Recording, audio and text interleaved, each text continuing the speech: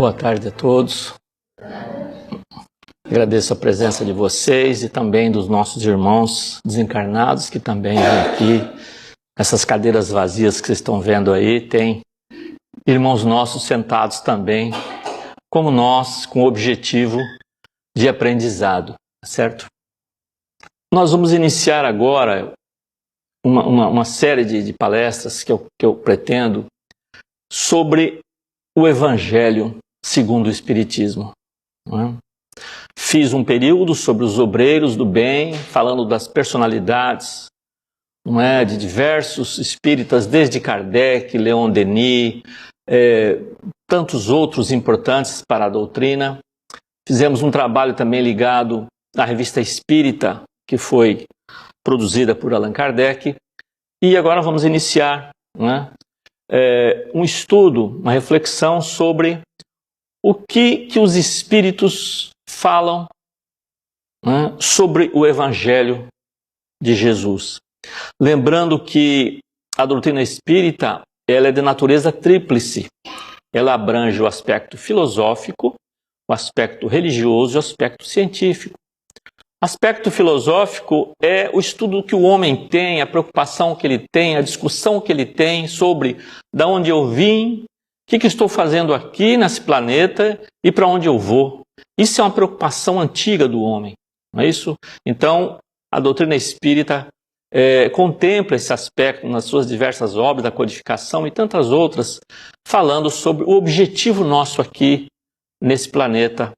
O aspecto científico aborda a questão do espírito, a existência do espírito. Não é? Nós somos espíritos que temos um momento, estamos habitando um corpo e não o contrário, não é? Não é um corpo que tem um espírito, é o inverso. Nós somos espíritos, não é?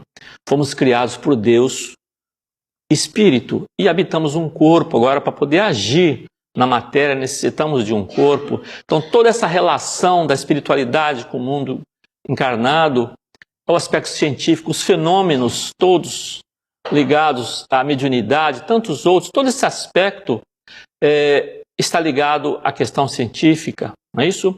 E o aspecto religioso é evidente, a questão moral, que a doutrina espírita tem essa preocupação muito grande com o aspecto moral. Isso nós vamos ver, né, no Evangelho segundo o Espiritismo, que não podemos esquecer que é uma doutrina cristã. Algumas pessoas, eu já ouvi comentários, pessoas, mas o Espiritismo não é cristão. É cristão sim, é cristão porque ele se baseia nos ensinamentos de nosso Senhor Jesus Cristo. Senão Kardec não teria, não é isso? Uma das suas bases da codificação é o Evangelho segundo o Espiritismo. Não é? Essa obra foi publicada, a sua primeira edição, em 1864. Foi a primeira edição do Evangelho segundo o Espiritismo. E aí eu vou pegar alguns capítulos assim aleatórios, não é isso? Eu não estou assim escolhendo, eu sorteio um número e depois vamos ver, né, de todas as passagens que nós temos do Evangelho. E hoje calhou esse aí, né? Honrai o vosso pai e a vossa mãe, né, que está lá no Evangelho, capítulo 14 do Evangelho segundo o Espiritismo, tá bem? Então vamos ver o que o Evangelho traz, né? Então Kardec organizou essa passagem, né, de Jesus em itens: piedade filial, quem é minha mãe e quem são meus irmãos, o parentesco corporal e o parentesco espiritual, instruções dos espíritos e a ingratidão dos filhos e os laços de família. Isso aqui tem assunto para muito tempo, então eu vou tentar resumir isso aí, né, para a gente poder ter uma ideia realmente do que seria esse capítulo. E seria importante se as pessoas pudessem, que têm interesse, que tivesse o Evangelho segundo o Espiritismo em casa para poder, né, além de poder fazer o Evangelho no lar, que é muito importante, também conhecer, né, destrinchar realmente esses ensinamentos à luz da doutrina espírita. Ele começa aqui com a piedade filial. O que é isso? Né? A piedade é aquela virtude que o ser humano tem, nem todos ainda, né, de ver o outro, ter compaixão com o outro, perceber os sentimentos do outro. Não é isso? e fazer o possível para tentar auxiliar aquela pessoa. É contrário ao egoísmo, não é? Está ligado à caridade. E a gente aprende que nós devemos fazer o melhor para o próximo. Isso. Então, muito mais pelos pais. Não esquecendo que, graças a eles, que nós estamos aqui encarnados. Precisou de um pai e de uma mãe, é isso? Se reunir lá no plano espiritual, combinar, falar, eu vou ter tantos filhos, ou não vou ter filhos, vou adotar filhos, né? Mas vou cuidar de sobrinhos. Cada um tem uma missão com relação à paternidade, à maternidade. Então, é importante, né? Então, não é possível amar o próximo se não amar os pais, não é? Então, olha o que o Evangelho traz. Honrar a seu pai e a sua mãe não é somente respeitá-los, é assisti-los na necessidade, proporcionar-lhes o repouso na velhice, cercá-los de solicitude, como fizeram por nós em nossa infância. Nossos pais tiveram muita paciência com a gente, não é? Será que a gente tem essa paciência com os nossos pais, com os nossos avós idosos, não é? Então, amparar os nossos pais é um dever que a gente tem. Mas isso não deve ser feito eu tenho uma obrigação a fazer aquele sofrimento. Não, isso tem que ser feito com carinho, com afeto, não é? Não é assim, meus pais não estão sem casa, mas lá na minha casa eu tenho um quartinho lá no fundo, eu vou colocar meus pais lá. Né? Isso não é uma coisa correta de se fazer, como se tivesse, né, para não atrapalhar a minha nova família, então eles ficam lá no fundo, né? Para não poder atrapalhar, né, às vezes, não é todo mundo que faz isso, mas tem gente que pensa assim, não é? Também não é correto pais idosos, fracos, ficar sustentando filhos fortes e novos, não é? Alguns ficam em casa, adultos, não trabalham e não estudam e vivem às custas da pensão dos pais. Isso também existe. É muito triste isso, não é? Os pais merecem, né, muito a nossa amabilidade, a nossa atenção, conversar, ouvir, às vezes só ouvir, não precisa nem falar às vezes. Isso a gente faz com várias pessoas, não é só com os pais. Tem pessoas que estão passando por dificuldades, ela precisa falar com alguém, ela precisa passar o que ela está sentindo, a gente tem que ouvir. Né? Com os pais, muito mais. Isso. Permitir um convívio com os netos. Às vezes a gente percebe que tem atritos de pais que não deixam, né, briga com os avós, não pode ver o neto, nem a neta. São situações tristes. Afinal de contas, nós estamos em família, nós precisamos sim aprender a viver em família. Tem as dificuldades, tem as diferenças individuais, tem, mas nós estamos juntos para isso, para poder aprender, não é? E ainda tem as pessoas, gente, que cuidam do filho dos outros, que adotam filhos, adotam crianças, não é? Esses ainda muito mais, né, devem ser tratados com carinho e com afeto, que é um trabalho muito grande, muita responsabilidade, não é? Mas também, e os pais que menosprezam os seus deveres? Também tem, sim. Nós sabemos que tem pais que não cumprem de maneira digna o papel de pais. E aí? O que nós temos que fazer? Vamos puni-los? Vamos ficar censurando? Segundo o Evangelho, não. Não cabe a nós fazer isso. Né? As leis divinas são cumpridas. E cada um que saiu do caminho vai retornar no caminho. Se aqueles pais, o pai ou a mãe não fez direito, mais cedo ou mais tarde a consciência vai nos cobrar. Ou aqui, ou no mundo espiritual. E todo mundo vai tentar depois reparar. Então não cabe a gente ficar, né, cobrando, fazendo essa cobrança, punindo, brigando com os pais porque eles tomaram determinadas atitudes equivocadas. Tá certo? Isso não significa que você tem que aceitar tudo, não. Existe um diálogo, existe uma conversa, mas de preferência, né, cordialidade, sem violência, sem brutalidade. Não é isso?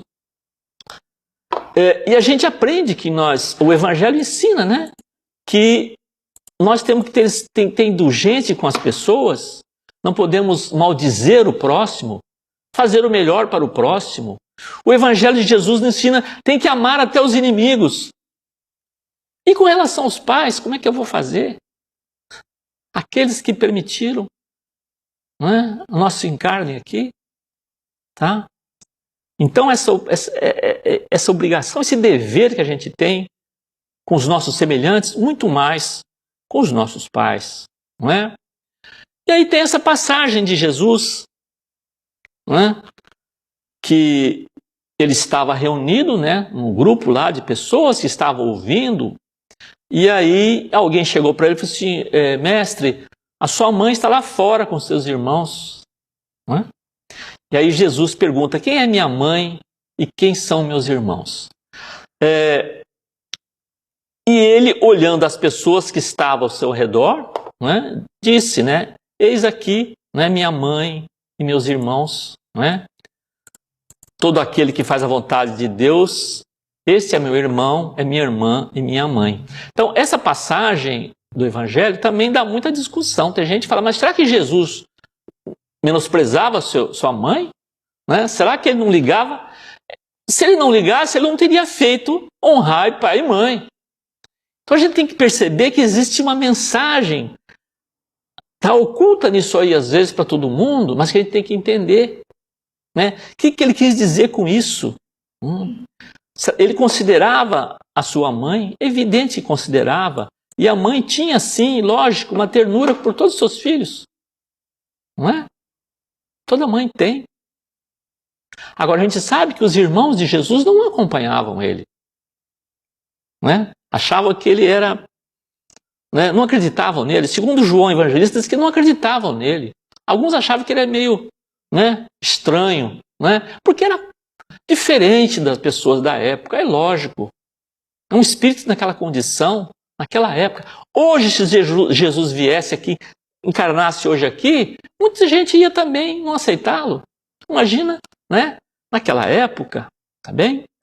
Então, olha, Jesus não negligenciou nenhuma ocasião de dar um ensinamento. Tomou, pois, o que lhe oferecia a chegada de sua família, para estabelecer a diferença que existe entre o parentesco corporal e o parentesco espiritual. Olha só. Né? Que diferença que tem isso? Né? O parentesco corporal e o parentesco espiritual. Os laços de sangue não estabelecem necessariamente os laços entre os espíritos. Geralmente, as pessoas que encarnam na mesma família têm uma afinidade antiga, né? Entendeu? As nossas relações são muito antigas, e às vezes de várias encarnações, não é? As antipatias também são antigas, tá certo? E pode acontecer, sim, ter na mesma família, pessoas que têm animosidades antigas, de encarnações bem anteriores. E a espiritualidade foi organizando de tal maneira que voltasse como mãe e filho, como irmãos, para poder acertar essas contas, como a gente diz, nas nossas relações sociais. A primeira escola nossa que nós temos é o nosso lar, é a nossa casa. É ali que nós vamos ter amigos e também, às vezes, alguns inimigos do passado. Não é? Tem que entender bem isso. Não é? Pode acontecer também de encarnar em nossa família um espírito que não tinha relação, pode-se dizer, espiritual com a gente. Pode acontecer. São aqueles filhos muito diferentes, que eles vêm com essa finalidade, tá bem? Para poder aprender naquela casa, naquele convívio, tá bem?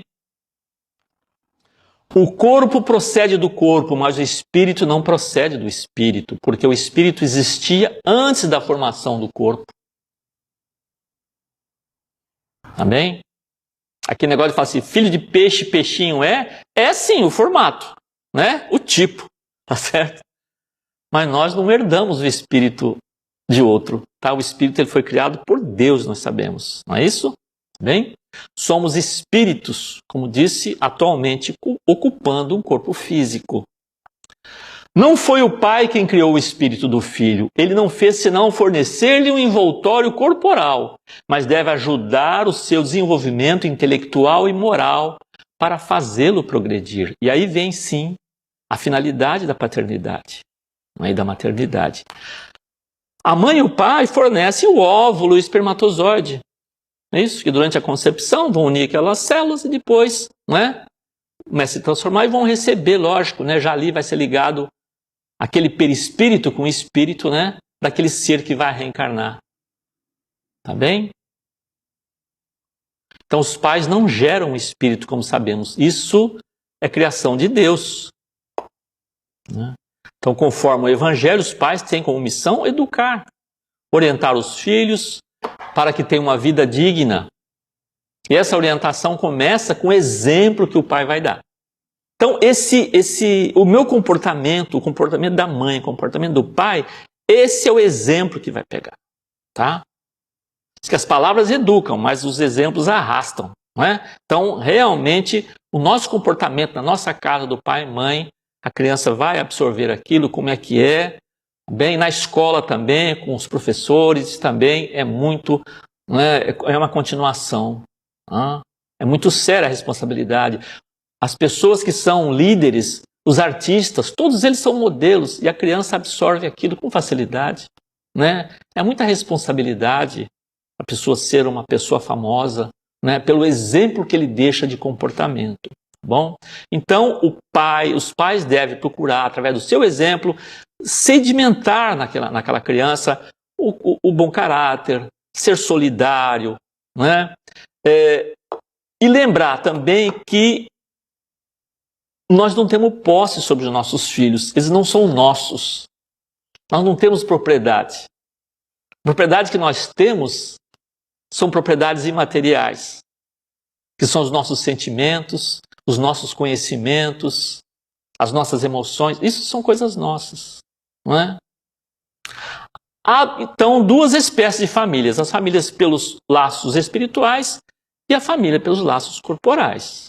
Os laços consanguíneos, eles são frágeis, às vezes não duram. Nós conhecemos. São relações que se dissolvem logo em seguida da desencarnação. Porque às vezes tem casais que vivem juntos ali por muito tempo, por conveniência às vezes, não suporta mais um ou outro. Fica ali. Uma série de motivos. E não vai aqui nenhuma censura, tá, gente? Só estamos constatando o que acontece na nossa sociedade no dia a dia, com nossos familiares também, não é? Então, após a desencarnação, esse laço se rompe. E as pessoas voltam, encarnam com aquele familiar, às vezes, não é porque quer, é porque precisa. Eu preciso voltar, né? Eu não soube lidar com a minha mãe, não é isso? Tenho problema, tive problema com ela, teve problema comigo. Vamos voltar de novo, vamos voltar como irmãos agora. Quem sabe a gente vai conseguir, né? Se acertar. A espiritualidade organiza isso, para a gente poder voltar, para poder recuperar esse nosso tempo. Tá bem? E as famílias unidas pelos laços espirituais são duráveis. Essa é a diferença. Bem? Se fortalecem, progridem juntos, né? Mesmo no plano espiritual. Tá? Vou dar um exemplo aqui. Os mensageiros, para quem já viu, vai lembrar, para quem ainda não viu, é interessante. Psicografada por Chico Xavier, pelo espírito André Luiz. Tem uma passagem nesse livro que fala sobre o romance de Alfredo. Tá? Nessa obra, o André Luiz, o orientador Aniceto, chega num pronto-socorro, né, um posto de socorro, numa região de sofrimento. Tá? Mas lá é como se fosse um oásis. Estão ali e são recebidos por um casal, Alfredo e Ismália. dentro desse posto de socorro. O Alfredo é o administrador desse posto, né? E aí o André, né, ali junto, fala: que bom, né, que você tem a sua esposa aqui junto de você para esse trabalho, né, aqui, né, nesse trabalho de administração do posto. Aí o Alfredo fala: antes fosse quem me dera. Na realidade, a Ismália está num mundo mais superior ao do marido. E ela vem uma vez por mês, ela vem ali para ficar com ele, para poder desenvolver um trabalho. Tá certo? Esses são exemplos de espíritos com laços duráveis, espirituais. Mesmo estando distante em questão evolutiva, ela vem para ficar próximo dele. Próxima dele. Tá certo? Então, como exemplo, esses casais voltam e vêm, voltam, sempre vão se acertando, até que um dia vão ficar juntos, né? Mas nesse caso aqui ainda não é o momento, tá bem? E esse trecho também que fala da ingratidão dos filhos e os laços de família. Isso é uma coisa que acontece muito. Nós temos muitos exemplos. Provavelmente vocês têm algum exemplo na família de um conhecido que houve, o pai fez tudo, a mãe fez tudo, mas o filho renegou, como se largasse, não quiser saber, né? Foi tratado com carinho, mas não quer saber, pede ajuda, não dá. O que é isso, né? Então os espíritos superiores, eles vêm nos esclarecer sobre esse assunto. Não é sempre assim, mas pode acontecer que esse espírito, lá já no plano espiritual, é uma relação nossa conflituosa bastante antiga. Mas ele precisa reencarnar, ele precisa voltar, né? Ele tem desejo de ódio, de vingança do outro lado. Mas não pode ficar assim eternamente. O nosso caminho é a evolução, é o bem. Nós não vamos voltar mais, só vamos progredir. Podemos estacionar um período, mas sempre vamos progredir. Como a gente diz, é um comboio que só tem passar de ida. É isso? Então, temos que evoluir. Então, a espiritualidade, né, dá um jeito, encaminha tal, para que aquele espírito encarne ali. E vai ser filho de um casal. E aí vai ser aquele problema. O pai cuida, a mãe cuida com mais atenção. E é assim. Como fala, é um filho ingrato. Não é? Então, tem uma explicação por isso aí. Não é? Tem uma explicação. E a gente percebe que você não vê ali na criação, desde a infância, não tem nenhum motivo. Não é criança que foi espancada violentamente, que teve um trauma na infância. Não. Simplesmente ele não quer saber dos pais. Então, se não tem uma relação, né, ali na família, visível, pode ter certeza. Isso aí é uma coisa bem antiga. E aí o Evangelho fala: não rejeiteis, pois, a criança de berço que repele sua mãe, nem aquele que vos paga com ingratidão. Está aí a explicação do Evangelho. Não é? Porque se eu tenho um conflito com meu filho, que não tem aqui nessa vida nada, eu tenho que pensar assim: um de nós dois é culpado de alguma coisa. Ou eu o prejudiquei, ou ele me prejudicou. Alguma coisa nós temos. Nós temos que nos acertar. É isso? Então, existe essa possibilidade, a gente tem que aproveitar. Né? E perceber que essa criança, eu não posso alimentar esse ódio nele. Então, eu não posso tratá-lo como ele está me tratando. Se ele é agressivo comigo, eu não posso devolver, né, essa agressividade para ele. Porque eu estou reforçando esses elementos. Tá? É difícil? É muito difícil. Todo mundo sabe. Todo mundo sabe disso. Não é? Porque nós temos, para quem já é pai e mãe sabe, nós temos os nossos filhos, aquele período da adolescência, né, que é terrível, a gente sabe disso. Né? A minha mulher está ali, ela falava assim: eu queria que ele, né, com 12 anos, dormisse e acordasse com 20, né? Para não passar aqui.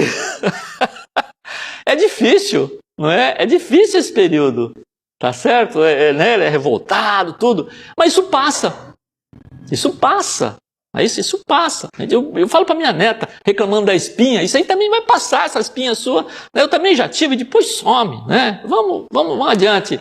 Mas tem coisas que não passam, né? Esse rancor, essa coisa continua, tá certo? Então precisa ser trabalhado, né?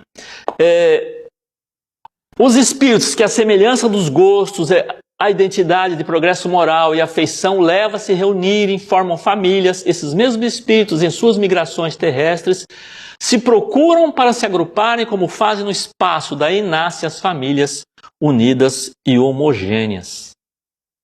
Então, se a gente procurar, se a gente tem na nossa casa, procura o máximo de harmonia, né? A gente sabe, não estou dizendo que é fácil, né? A gente procura. É como diz aquela gíria, não colocar lenha na fogueira, né? Se você vê que a coisa está esquentando, não vou esquentar mais. Vou tentar ver o que é possível. A gente dá um jeito, vamos entrar num acordo, vamos fazer uma conciliação, né? Pedir perdão, pedir desculpas, né? Aí vem a questão do nosso orgulho, às vezes, com um parente, né? Eu não quero nada, eu não tenho raiva do meu parente, mas ele que não passa na minha frente. Quer dizer, é uma coisa ainda que está, né, não está resolvido, né? E o próprio Jesus aconselhou, reconcilia-te com o teu adversário quando você está em caminho com ele. Porque depois do desencarne, às vezes fica difícil encontrar. Não é? Então tem que procurar. Então, quando a gente tem essa relação, procurar essa harmonia na nossa casa, sabemos as diferenças individuais que cada um tem. Como diz, cada um tem um gênio, né? Tem uma maneira de ser. E cada um desenvolve capacidades diferentes um do outro. E isso é importante. Quando nós partilhamos os nossos conhecimentos, a mãe tem um conhecimento de determinada coisa, o pai outro, o filho outro, a nora outro, né? Então a gente aprende um com o outro. Isso é muito importante. E não ficar naquela competição do dia a dia, né? Querer como se fosse querendo um ser mais que o outro. Nada disso. Não é assim que... Nós não estamos aqui para isso. Não estamos aqui para isso. Isso aqui é uma escola, uma grande escola. E como os nossos filhos vão para a escola, quando eles vão muito bem, eles vão para outro ano letivo. Se eles não vão muito bem, o que acontece? Fica retido naquela série. Nós também temos que ficar retido aqui nesse planeta. Quantas vezes forem necessárias, até a gente, né, cumprir todas essas necessidades que precisamos, né, para poder progredir para outros lugares. Bem, então, melhorando essa condição, nós vamos ter um lar melhor, né? O que acontece? Durante o desencarne,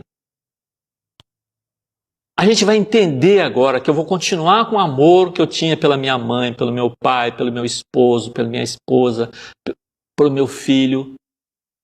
A morte é uma separação temporária. Colocar isso na cabeça. A morte é uma separação temporária, tá? É uma separação física. A nossa mente, o nosso espírito estamos ligados, o nosso coração está ligado. Sempre estamos ligados. O que a gente lê nas obras espíritas quando desencarna um filho?